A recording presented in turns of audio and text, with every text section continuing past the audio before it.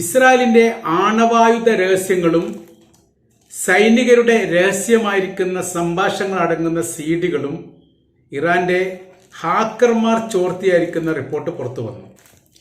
അതീവ രഹസ്യ മേഖലയിൽ സൂക്ഷിച്ചിരിക്കുന്ന രേഖകളാണ് ചോർന്നു പോയത്. അത് വലിയ രീതിയിലുള്ള ചോർച്ച ഉണ്ടായിട്ടുണ്ട്. അതിൽ പറയുന്ന കാര്യം ആണവായുധ രഹസ്യങ്ങൾ, സൈനിക നേതാക്കളുമായി ബന്ധപ്പെട്ട മൊബൈൽ ഫോൺ സംഭാഷണങ്ങൾ, അവരുടെ ജീവിതവുമായി ബന്ധപ്പെട്ട പല വീഡിയോകൾ, ഈ വിഷയവുമായിട്ട് ബന്ധപ്പെട്ട പരമാവധി വളരെ സൂക്ഷ്മമായി സൂക്ഷിക്കപ്പെട്ടത് എല്ലാ രഹസ്യങ്ങളും ചോർന്നു പോയിരിക്കുന്നു. സർക്കാർ തലത്തിലും സൈനിക തലത്തിലും ഭാവിയിൽ എന്തൊക്കെ രീതിയാണ് ഗസയിലും ലെബനാനിലും സ്വീകരിക്കേണ്ടത് എന്നതടക്കം ചോർന്നു പോയിരിക്കുന്നു എന്ന തരത്തിലാണ്. ഇത് വലിയ രീതിയിലുള്ള ആഘാതം സൃഷ്ടിച്ചിരിക്കുകയാണ് ഇസ്രായേലിനെ സംബന്ധിച്ചിടത്തോളം. അവരുടെ രഹസ്യങ്ങൾ പരമാവധി ചോർന്നു പോവാറില്ല. മറ്റുള്ള രാജ്യങ്ങളുടെ രഹസ്യങ്ങൾ ചോർത്തുന്ന ഒരു പ്രവൃത്തിയാണ് ഇസ്രായേലിലെ മൊസാദ് സംവിധാനങ്ങളൊക്കെ ചെയ്യാറുള്ളത്.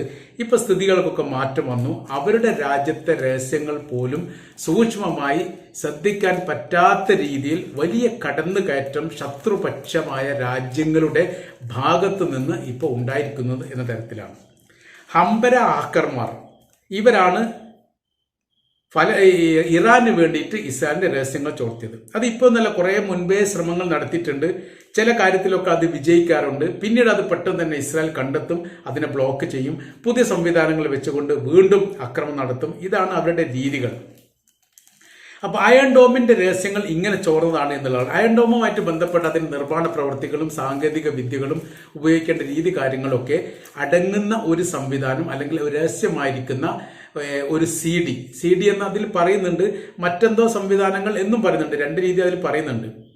അപ്പൊ ഇപ്പോഴത്തെ അവസ്ഥ ഒക്കെ വെച്ച് നോക്കുന്ന സമയത്ത് പെൻഡ്രൈവ് പോലെയുള്ള സംവിധാനങ്ങളായിരിക്കും. ഈ ഡ്രൈവിന്റെ അകത്ത് ഈ കാര്യം കൃത്യമായ രീതിയിൽ പറയുന്നുണ്ട്. ഒരു അയൺ ഡോം എങ്ങനെ സ്ഥാപിക്കാം, അതിന് എത്രത്തോളം ശക്തിയുണ്ട്, ഈ അയൺ ഡോം സ്ഥാപിക്കാനുള്ള സാങ്കേതിക സംവിധാനങ്ങൾ എന്തൊക്കെയാണ്, അത് ഏതെല്ലാം മേഖലയിൽ സ്ഥാപിക്കും, എത്ര കിലോമീറ്റർ വൈദൂരത്തിൽ നിന്ന് വരെ ശത്രുപക്ഷത്തിന്റെ ആക്രമണത്തെ പ്രതിരോധിക്കാൻ വേണ്ടി സാധിക്കും, അതിന്റെ പ്രതിരോധവുമായിട്ട് ബന്ധപ്പെട്ട് അതിന്റെ കഷ്ണങ്ങൾ ഭൂമിയിലേക്ക് പതിച്ചാൽ വലിയ അപകടങ്ങളോ കാര്യങ്ങളോ ഉണ്ടാവുമോ എന്ന കാര്യമൊക്കെ ഇതിൽ കൃത്യമായ രീതിയിൽ പറയുന്നുണ്ട്. ഈ പ്രതിരോധവുമായി ബന്ധപ്പെട്ട അയൺ ഡോമിന്റെ രഹസ്യമായിരിക്കുന്ന കാര്യങ്ങളൊക്കെ കുറച്ച് മുമ്പ് തന്നെ ചോർത്തിയിട്ടുണ്ട് എന്നുള്ളതാണ്. അപ്പോൾ അതുകൊണ്ട് കിട്ടിയ കാര്യം എന്ന് പറഞ്ഞാൽ സാങ്കേതിക വിദ്യ ചോരുന്ന സമയത്ത് ഇതിനെ പ്രതിരോധിക്കാനുള്ള അതിനേക്കാൾ മേലെ ശക്തമായിരിക്കുന്ന പുതിയ സംവിധാനം കണ്ടെത്താൻ വേണ്ടി ശത്രുപക്ഷത്തിന് സാധിക്കും എന്നുള്ളതാണ്. അതാണ് അവിടെ കണ്ടത്. അയൺ ഡോമിനെ സംബന്ധിച്ചിടത്തോളം ഇപ്പോൾ പ്രതിരോധ സംവിധാനങ്ങളെല്ലാം പ്രതിരോധിക്കാൻ സാധിക്കാത്ത തരത്തിലാണ്. ഇപ്പൊ ഹമാസിന്റെ ഭാഗത്തുനിന്നോ ലെബനാന്റെ ഭാഗത്തുനിന്നോ വരുന്ന മിസൈലുകൾ വല്ലാതൊന്നും പ്രതിരോധിക്കാൻ വേണ്ടി ഇപ്പോൾ അയൺ ഡോമിന് സാധിക്കുന്നില്ല എന്നതിന് അർത്ഥമാക്കുന്ന കാര്യം അയൺ ഡോം എന്ന് പറയുന്ന പ്രതിരോധ സംവിധാനത്തിൽ ഉപയോഗിക്കുന്ന സാങ്കേതിക സംവിധാനങ്ങളെല്ലാം ചോർന്നതുകൊണ്ട് അതിനെയും കവച്ച് വെട്ടാൻ പാകത്തിലുള്ള നിർമ്മിതികളാണ് ഇറാൻ ആരംഭിച്ചിരിക്കുന്നത്, അല്ലെങ്കിൽ ഇറാൻ അങ്ങനെയാണ് ഉണ്ടാക്കിക്കൊണ്ടിരിക്കുന്നത് എന്നുള്ളത് കഴിഞ്ഞ പ്രാവശ്യം 150ഓളം മിസൈലുകൾ ഇസ്രായേലിലേക്ക് പതിച്ചതുമായി ബന്ധപ്പെട്ട് ലോകം വിലയിരുത്തുന്നു. അങ്ങനെ തന്നെയാണ്. സാങ്കേതിക വിദ്യ ചോർന്നു പോയിരിക്കുന്നു. അതുകൊണ്ട് ശത്രുപക്ഷത്തിന് ശക്തമായിരിക്കുന്ന പ്രത്യാക്രമണം നടത്താൻ എളുപ്പത്തിൽ സാധിക്കും. ഇപ്പൊ സൈറൺ മുഴങ്ങുന്നതിൽ പോലും വലിയ രീതിയിലുള്ള ഭയപ്പാട് ഇസ്രായേൽ രാജ്യത്തിനുണ്ട് എന്നുള്ളതാണ്. പല ഘട്ടങ്ങളിൽ ഇപ്പൊ സൈറൺ മുഴങ്ങുന്നില്ല. അപ്പോൾ ഈ ഒരു അക്രമം ഒരു മിസൈൽ പോലെയുള്ള അല്ലെങ്കിൽ പ്രതിരോധ സംവിധാനമായിരിക്കും ഈ ആക്രമിക്കുന്ന റോക്കറ്റ് പോലെയുള്ള സംവിധാനങ്ങൾ ഇസ്രായേലിന്റെ അകത്തേക്ക് പ്രവേശിച്ചാൽ സാധാരണ രീതിക്കനുസരിച്ച് വലിയ രീതിയിലുള്ള സൈറൻ ഉണ്ടാവും. അതൊരു മുന്നറിയിപ്പാണ്. മാത്രമല്ല മെസ്സേജുകൾ മൊബൈലിലേക്കകത്തേക്ക് വരും. 1,00,000-ലധികം മെസ്സേജുകൾ ഒരേ സമയത്ത് ലഭ്യമാകാൻ പാകത്തിലാണ് അവർ ഈ ഇലക്ട്രോണിക് സംവിധാനങ്ങളൊക്കെ രൂപപ്പെടുത്തിയിരിക്കുന്നത്. അപ്പൊ അതുകൊണ്ട് മറ്റുള്ളവർക്ക് ഇത് മനസ്സിലാക്കാൻ എളുപ്പത്തിൽ സാധിക്കും. അവർ ബങ്കറിലോ അല്ലെങ്കിൽ മറ്റുള്ള ഭാഗങ്ങളിലോ ഒളിച്ചിരുന്നു കൊണ്ട് അപകടത്തിൽ നിന്ന് രക്ഷപ്പെടാൻ സാധിക്കുന്ന തരത്തിലുള്ള സംവിധാനമാണ് ഇസ്രായേൽ ഒരുക്കിയിരിക്കുന്നത്. എന്നാൽ ഇതിന്റെ രഹസ്യങ്ങൾ ചോർന്നുകൊണ്ടായിരിക്കാം ഒരുപക്ഷെ ഇങ്ങനെ വിലയിരുത്തുന്നു. ഈ സൈറൺ മുഴങ്ങാതെയാണ് ഇസ്രായേൽ പ്രധാനമന്ത്രി നെതന്യാഹുവിന്റെ വീട്ടിലേക്ക് മിസൈൽ ആക്രമണം ഉണ്ടായത്. ഒരു പക്ഷേ അതിന് മുൻപായിട്ട് ഈ ശബ്ദം മുഴങ്ങിയിരുന്നെങ്കിൽ, അല്ലെങ്കിൽ മുന്നറിയിപ്പ് കിട്ടിയിരുന്നെങ്കിൽ അവിടെ വെച്ച് ഒരാൾ മരണപ്പെട്ടു എന്നാണ് റിപ്പോർട്ട് ചെയ്യുന്നത്. അയാൾക്ക് പോലും രക്ഷപ്പെടാൻ വേണ്ടി സാധിക്കുമായിരുന്നു. പിന്നെ പരിക്കേറ്റ് 1-2 ആൾക്കാർ പരിക്കേറ്റ് വരും പുറത്തു വന്നു. അവർക്ക് പരിക്കേൽക്കാതെ രക്ഷപ്പെടാൻ വേണ്ടി സാധിക്കുമായിരുന്നു.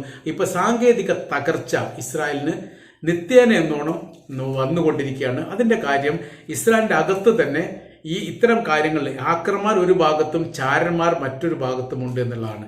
ഇസ്രായേൽ പ്രധാനമന്ത്രി നെതന്യാഹുവിന്റെ വിശ്വസ്തരായിരിക്കുന്ന ആളുകൾ പോലും ഇറാന് വേണ്ടി ചാരപ്രവൃത്തി ചെയ്യുന്നത് അല്ലെങ്കിൽ അങ്ങനെ ചെയ്തിട്ടുണ്ടാവാമെന്ന് സംശയിക്കുന്നിടത്തേക്ക് കാര്യങ്ങൾ പോകുന്നു. ഇസ്രായേലിന്റെ ഈ പ്രതിരോധ മന്ത്രിയെ പുറത്താക്കിയതുമായിട്ട് ബന്ധപ്പെട്ട് ഇപ്പോഴും അവസാനിക്കാത്ത വിവാദം ഇസ്രായേലിന്റെ അകത്ത് തന്നെ തുടർന്നുകൊണ്ടിരിക്കുകയാണ്. അതിന് ഇസ്രായേലിനെ സംബന്ധിച്ചിടത്തോളം, പ്രധാനമന്ത്രിയെ സംബന്ധിച്ചിടത്തോളം അദ്ദേഹം മനസ്സിലാക്കുന്നത് ചാര സംവിധാനത്തിന്റെ ഭാഗമായിട്ട് പ്രവർത്തിക്കുന്നുണ്ടോ എന്ന തരത്തിലൊക്കെയാണ്. അത് പബ്ലിക്കായിട്ട് പുറത്തു വന്നിട്ടില്ല എന്നതാണ് ഇപ്പോൾ അവർക്ക് വലിയൊരു ആശ്വാസമായിട്ട് നിൽക്കുന്ന കാര്യം.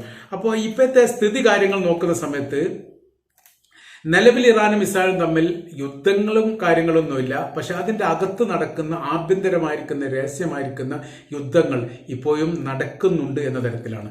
അതിന് ഇറാൻ വലിയ രീതിയിലുള്ള സംവിധാന കാര്യങ്ങൾ ഉപയോഗിച്ചുകൊണ്ട് ഇസ്രായേലിന്റെ രഹസ്യങ്ങൾ ചോർത്തുന്നതിനുള്ള ശ്രമങ്ങൾ നടത്തുന്നത്. അതിന്റെ ഭാഗമായിട്ടാണ് ഈ ആക്രമം വല്ലാത്ത രീതിയിൽ ഉണ്ടാകുന്നത്. ഇസ്രായേലിനെ സംബന്ധിച്ചിടത്തോളം ഈ രഹസ്യങ്ങൾ അതേ രീതിയിൽ തന്നെ സൂക്ഷിക്കാനും അതിന്റെ രഹസ്യ സ്വഭാവങ്ങൾ നിലനിർത്താനും യുദ്ധത്തിന്റെ മുഖത്താണ് ഇസ്രായേൽ എന്നതിനാൽ അവർക്ക് എളുപ്പത്തിലൊന്നും സാധിക്കുന്നില്ല. കാര്യം എന്ന് പറയുന്നത് പാലസ്തീന്റെ മേഖലയിൽ നിന്ന്, അതായത് ഗസയുടെ മേഖലയിൽ നിന്ന് അക്രമം ഇസ്രായേൽ പ്രതിരോധിക്കണം, ലെബനാന്റെ മേഖലയിൽ നിന്ന് അക്രമം പ്രതിരോധിക്കണം, ഈ ഹൂത്തികളുടെ ഭാഗത്തുനിന്ന് അക്രമം ഉണ്ടാകുന്ന സമയത്ത് അത് പ്രതിരോധിക്കണം. എനിക്ക് ഇറാഖിനെ സംബന്ധിച്ചിടത്തോളം ആ ഭാഗത്തുനിന്ന് മലീഷ്യ വിഭാഗം ആക്രമിക്കുന്നുണ്ട്, അത് ശ്രദ്ധിക്കണം. ഇങ്ങനെ സർവ്വ മേഖലയിലുള്ള അക്രമം എല്ലാ സമയങ്ങളും 24 മണിക്കൂർ സസൂക്ഷ്മം ശ്രദ്ധിക്കേണ്ട ഒരു പ്രത്യേക സാഹചര്യത്തിൽ രാജ്യത്തിന്റെ അകത്തുള്ള രഹസ്യമായിരിക്കുന്ന കാര്യങ്ങൾ അതേ രീതിയിൽ തന്നെ ശ്രദ്ധിക്കാൻ വേണ്ടി ഇസ്രായേൽ സാധിക്കുന്നില്ല എന്നുള്ളതാണ് യാഥാർത്ഥ്യം. ഇസ്രായേലിനെ സംബന്ധിച്ചിടത്തോളം അവര് ഈ യുദ്ധവുമായി ബന്ധപ്പെട്ട് ഇത്ര നീണ്ട ഒരു യുദ്ധം ആദ്യമായിട്ടാണ് ചരിത്രത്തിൽ. ഇത്ര നീണ്ടൊരു യുദ്ധം അവർ നടത്തിയിട്ടില്ല. നേരെ തിരിച്ചിപ്പോൾ ഇറാനെ സംബന്ധിച്ചിടത്തോളം അവർ ഇറാഖുമായിട്ട് തന്നെ 8 കൊല്ലത്തോളം യുദ്ധം ചെയ്തിട്ടുണ്ട്. അപ്പൊ യുദ്ധത്തിന്റെ വ്യാപ്തിയും അതുമായി ബന്ധപ്പെട്ട കാര്യത്തെക്കുറിച്ച് കൃത്യമായി അറിയുന്ന രാജ്യമാണ് ഇറാൻ. ഇനി ലെബനാനിലേക്ക് നോക്കുകയാണെങ്കിൽ അവര് ഈ 1967 യുദ്ധത്തിന് ശേഷം ഈ ലെബനാൻ പരാജയപ്പെടുന്നു. ലെബനാന്റെ ഭൂപ്രദേശം ഇസ്രായേൽ പിടിച്ചെടുക്കുന്നു. ആ പിടിച്ചെടുത്ത ഭൂപ്രദേശം തിരിച്ചു കിട്ടാൻ വേണ്ടി അന്ന് തുടങ്ങിയ യുദ്ധം ഇപ്പോഴും അവസാനിച്ചിട്ടില്ല. അതൊരു യുദ്ധത്തിന്റെ ഭാഗമായിട്ട് തുടർന്നുകൊണ്ടേയിരിക്കുന്നതാണ്. അതുകൊണ്ട് യുദ്ധം വർഷത്തോളം നീണ്ടു നിൽക്കുക എന്ന് പറഞ്ഞാൽ അവരെ സംബന്ധിച്ചിടത്തോളം വിഷയമില്ല. ഇനി പാലസ്തീനിലേക്ക് നോക്കുകയാണെങ്കിൽ പാലസ്തീനിൽ 1948 ഇസ്രായേൽ സ്വതന്ത്രമാകുന്നതിന്റെ ഏകദേശം ഒരു 5-8 വർഷം മുമ്പെങ്കിലും അവിടെ ശക്തമായ രീതിയിലുള്ള സംഘർഷാവസ്ഥ ഉണ്ടായിട്ടുണ്ട്. സ്വാതന്ത്ര്യ പ്രഖ്യാപനം പിന്നീടാണ് ഉണ്ടായത്. അവിടെ വലിയ സംഘർഷാവസ്ഥ ഉണ്ടാകുന്നു, അവിടെ പാലസ്തീനികൾ കൊല്ലപ്പെടുന്നു, അവരെ അടിച്ചോടിക്കുന്ന സ്ഥിതിവിശേഷം ഉണ്ടാകുന്നു, അവരുടെ കുടിലിൽ അവർക്ക് താമസിക്കാൻ പറ്റാത്ത സ്ഥിതി ഉണ്ടായി, അവരുടെ കൃഷിഭൂമിയിൽ അവർ കൃഷി നടത്താൻ പറ്റാത്ത അവസ്ഥയുണ്ടായി. ഇങ്ങനത്തെ വല്ലാത്ത പരിതാപകരമായിരിക്കുന്ന അവസ്ഥ ഇസ്രായേൽ രാജ്യത്തിന്റെ സ്വാതന്ത്ര്യത്തിന് മുമ്പ് തന്നെ ഉണ്ടായിട്ടുണ്ട്. സ്വാതന്ത്ര്യമായതോടുകൂടി അവർക്ക് സൈനികപരമായിരിക്കുന്ന ബലവും ശക്തിയും സാമ്പത്തികപരമായിരിക്കുന്ന മുന്നേറ്റവും കറൻസിയുമായിട്ട് ബന്ധപ്പെട്ട എല്ലാ കാര്യവും മറ്റുള്ള രാജ്യത്തിനുള്ളതുപോലെ അവർക്കും UN സഭ അംഗീകരിച്ചതോടുകൂടി പാലസ്തീനെ സംബന്ധിച്ചിടത്തോളം അവർക്ക് വലിയ പ്രതിസന്ധിയായി, വലിയ പ്രയാസമായി, അവർ ആട്ടി ഓടിക്കപ്പെട്ട വിഭാഗമായി വന്നു. അന്ന് മുതൽ അവർ ഇസ്രായേലുമായിട്ട് യുദ്ധം ചെയ്യുന്നു. ഇന്നും ആ യുദ്ധം തുടർന്നുകൊണ്ടേയിരിക്കുന്നു. അവർ പിന്നെ അഭയാർത്ഥികളാകുന്നു അല്ലെങ്കിൽ മരണപ്പെടുന്നു, ഇസ്രായേലിന്റെ അക്രമത്തിന് വിധേയമാകുന്നു എന്ന് പറഞ്ഞാൽ പാലസ്തീനികളെ സംബന്ധിച്ചിടത്തോളം അവർക്ക് വിഷയമുള്ള കാര്യമൊന്നുമല്ല. അവരെല്ലാ കാലം ഇത് അനുഭവിച്ചവരാണ് എന്നുള്ളതാണ് അതിന്റെ ചുരുക്കം. അപ്പൊ ഈ അവസ്ഥ, ഇപ്പോഴത്തെ നിലവിലെ അവസ്ഥ എന്ന് പറഞ്ഞാൽ ഇസ്രായേലിനെ സംബന്ധിച്ചിടത്തോളം അവരുടെ രഹസ്യപരമായിരിക്കുന്ന കാര്യങ്ങളുടെ ചോർച്ച ഗൗരവമായി തന്നെയാണ് അവർ കാണുന്നത്. പ്രതിരോധിക്കാൻ വേണ്ടി അവർക്ക് സാധിക്കുന്നില്ല, കണ്ടെത്താൻ സാധിക്കുന്നില്ല എന്നുള്ളതാണ്. അപ്പൊ പറയുന്ന സമയത്ത് അവിടുത്തെ വലിയ രഹസ്യാന്വേഷണ സംവിധാനങ്ങൾ മൊസാദൊക്കെ ഉണ്ട്. ആ മൊസാദിന് പോലും പാലസ്തീൻ എന്ന് പറയുന്ന അവരുടെ രാജ്യത്തിന്റെ അകത്ത് പ്രവർത്തിക്കുന്ന മറ്റൊരു രാജ്യം, അല്ലാതെ പാലസ്തീൻ എന്ന് പറയുന്ന രാജ്യമായിട്ട് ഇപ്പോഴും ഇസ്രായേൽ അംഗീകരിച്ചിട്ടില്ല, ലോക രാജ്യങ്ങൾ അംഗീകരിച്ചിട്ടില്ല.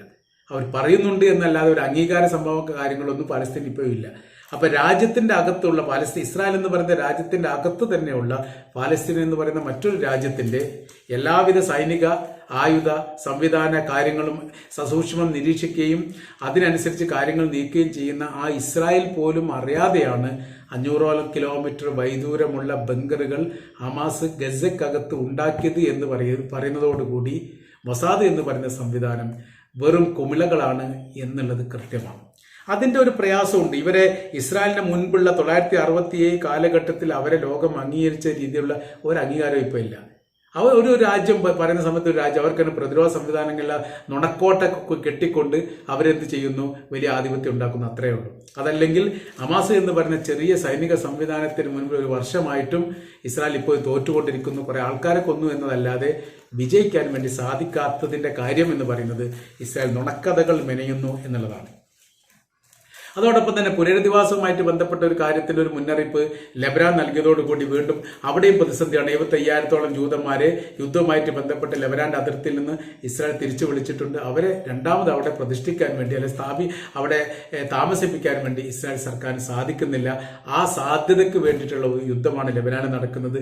എന്നാൽ ലെബനാനിലുള്ള യുദ്ധം വിജയിക്കുക എന്ന് പറഞ്ഞാൽ ഇസ്രായേൽ സംബന്ധിച്ചിടത്തോളം വലിയ പ്രയാസമാണ് എന്ന് ഏറെക്കുറെ അവർ തന്നെ തിരിച്ചറിഞ്ഞ ഒരു സ്ഥിതിവിശേഷമുണ്ട്. അപ്പോൾ ഒരു ഭാഗത്ത് ഹാക്കർമാർ, ഒരു ഭാഗത്ത് സൈനികപരമായിരിക്കുന്ന ഒറ്റുകൊടുക്കുന്നവർ, മറ്റൊരു ഭാഗത്താണെങ്കിൽ ആഭ്യന്തരപരമായിരിക്കുന്ന വിഷയങ്ങളും പ്രശ്നങ്ങളും, വേറൊരു ഭാഗത്ത് ലോക രാജ്യങ്ങൾക്കിടയിൽ വലിയ രീതിയിലുള്ള എതിർപ്പും വിമർശവും. ഇതിൻ്റെ ഇടയിൽ ഇസ്രായേൽ എന്ന് പറയുന്ന രാജ്യം പലസ്തീന് മുൻപിൽ ആധിപത്യം ഉണ്ടാക്കി വിജയിച്ചെടുക്കുക എന്ന് പറഞ്ഞാൽ അസാധ്യമായിരിക്കുന്ന കാര്യമാണ് എന്നുള്ളത് ഏതൊരു ചെറിയ കുട്ടികൾക്ക് പോലും ബോധ്യമാകുന്ന ഒരു കൃത്യമായിരിക്കുന്ന സത്യമാണ്.